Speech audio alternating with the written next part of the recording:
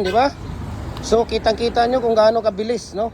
Ako talaga hindi na ako magdadalawang isip pa rekomenda sa ating molder. Talaga makikita mo talaga ang actual, di ba? Di ba? Kung ano yung actual na ginagawa natin. Sa forma pa lang, talagang sa kulay, sa kulay at hugis ng ating dragon fruit post or pink concrete post, talaga makikita mo na kung gaano katibay talaga, di ba? Ayun, no? Kung makikita ninyo, di ba?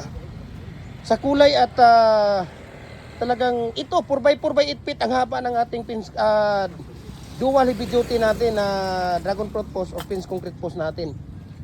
Talagang ayan, makikita ninyo kung gaano kaganda at gaano kabilis yung ating paggawa ng pins concrete post or dragon fruit post.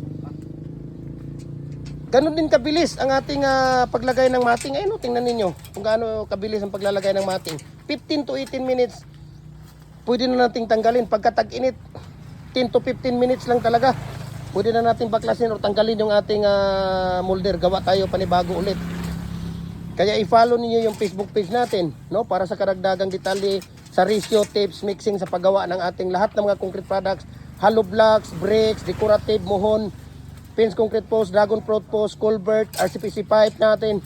Makikita ninyo, i-follow nyo dahil doon nakalagay ang ating mixing at saka ratio. Jim Hardware Kukulamber Concrete Products, Balulang Branch. Jim Hardware Kukulamber Concrete Products, Kanituan Branch. Triple A and F Kukulamber, ang ating personal Facebook account. Felix Tan Pagikan Jr., ang ating Instagram, Felix_Pagikan 2000. At saka yung ating YouTube, Jim Hardware Kukulamber Concrete Products. Ang ating TikTok account at Jim Hardware Cagayan de Oro o Felix Tan Pagikan Jr. Para updated po kayo. Kahit na saang sulok mo kayo ng mundo, kayang abutin ng ating cargo. Pag molder lang, we can ship nationwide, Luzon, Visayas, Mindanao. Pag mga maliliit na molder natin, Gianti po, Gianti Home o Gianti Express, pwede natin ipapadala. Wala na tayong tawag dito. Ito, tingnan mo, di ba? Kung hindi ka mapapa-inlove dito, napakabilis na production. Bilis na production po. Ayan, ginagamit natin.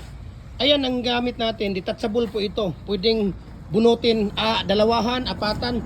Pwede ding isa-isa. Yan ang kagandahan ng detachable. Okay? Yan ang kagandahan talaga ng detachable. So, mabuhay and God bless po sa ating lahat.